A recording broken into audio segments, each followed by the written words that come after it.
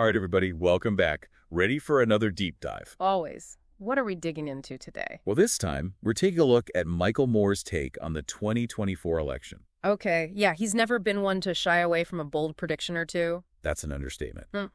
But he was on CNN recently, and he had some really interesting, maybe even provocative things to say, especially about the Democrats and their chances against Trump. Okay, I'm intrigued. What's he saying? Well, he's basically saying that the Democrats need to, chill out. Stop acting like a Trump victory is a foregone conclusion. Interesting. Does he give any specific reasoning for that, or is he just, being Michael Moore? No, he actually brings up a few points. Like one of the first things he does is cast doubt on the whole reliance on polls. Ah, yeah, especially after 2016. Who can blame him? Exactly. Right. Like he even uses that election as a prime example of how polls can get it wrong. Remember that night. Talk about an upset. Yeah, I think it left a lot of pollsters scratching their heads, to say the least. Which is understandable. Polling is a complex science. You're trying to predict future behavior based on a sample of the population. There's always a margin for error. Sampling bias can skew the results.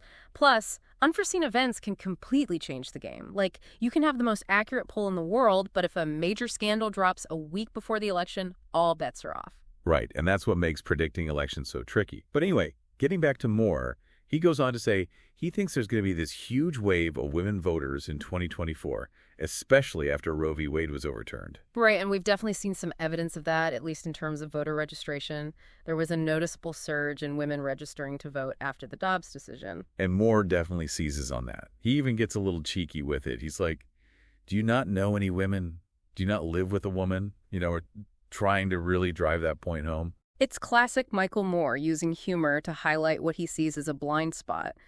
But, whether or not that translates into actual votes on Election Day, that's the million-dollar question, isn't it? There's often a gap between registration and turnout. That's true. Now, this is where Moore's argument gets even more interesting because he's also a big Kamala Harris supporter.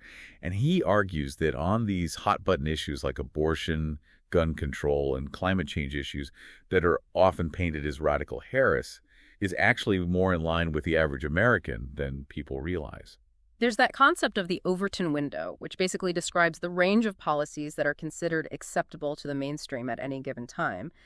And Moore's argument seems to be that Harris's views, while maybe seen as radical by some, are actually much closer to the center of that Overton window than people realize. So it's like, is it Harris who's out of touch, or is it the way her policies are being portrayed by, say, the media that's throwing people off? Right, and that's a really important question to consider, because think about how often media coverage, especially around elections, can make a policy seem way more extreme than it might appear to the average person. It's all about framing, right? Absolutely.